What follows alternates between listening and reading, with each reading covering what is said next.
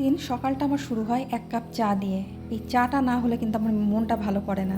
তো ঘুম থেকে উঠে দেখুন এই বাসন-কুসনগুলো মেজে নিয়েছি। কারণ রাত্রিবেলা অনেক রাত হয়ে গেছিলো শুতে। তো রাত্রিবেলা আমি মেজে রাখতে পারি না। বেশিরভাগ আমি রাতেই মেজে রাখি। সকালটা একদম যেন কোনো কাজ না থাকে। তো যাই হোক বাসনগুলো মেজে মুখ ধুয়ে চাটা করে চলে এলাম আমার প্রিয় ছাদে। তো লঙ্কার চারাগুলো লাগিয়েছি দেখুন কত বড় হয়ে গেছে। আর আমার খুব পছন্দের জায়গায় এটা সকাল, সকাল ১ কাপ চা নিয়ে ছাদে বসে আমি চা খাচ্ছি। আর ওয়েদারটাও ছিল ভীষণ সুন্দর। তো আমার বাগানে দেখুন আজকে এতগুলো ফুল ফুটেছে, নানা রকম ফুল ফুটেছে, সেগুলো আমি একটু একটু করে ক্যাপচার করলাম। আর ওয়েদারটা ভীষণ সুন্দর, মেঘলা মেঘলা একদম সকাল সকাল ভীষণ ভালো লাগলো। তো যাই হোক ছাদ থেকে চা খেয়ে এসে আমি ৩০-৪০ মিনিট মতন একটু এক্সারসাইজ করি।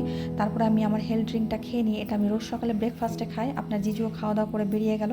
এতক্ষণে আমার ১০টা বেজে গেছে। এবার এলাম আমি রান্নার আয়োজন করতে। ফ্রিজটা খুলে আমি আজকে যা যা রান্না করব সেই সবজিগুলো বার করে নিলাম। আজ আমি করব আলু দিয়ে উচ্ছে ভাজা, আর মাছ বার করে সকালেই জল দিয়ে ভিজিয়ে রেখেছি ফ্রিজ থেকে বার করে। তো আমি পটল দিয়ে আলু দিয়ে মাছের ঝোল করব আর উচ্ছে ভাজা করব আলু দিয়ে। তো আজকের এই আয়োজন আপনাদের কেমন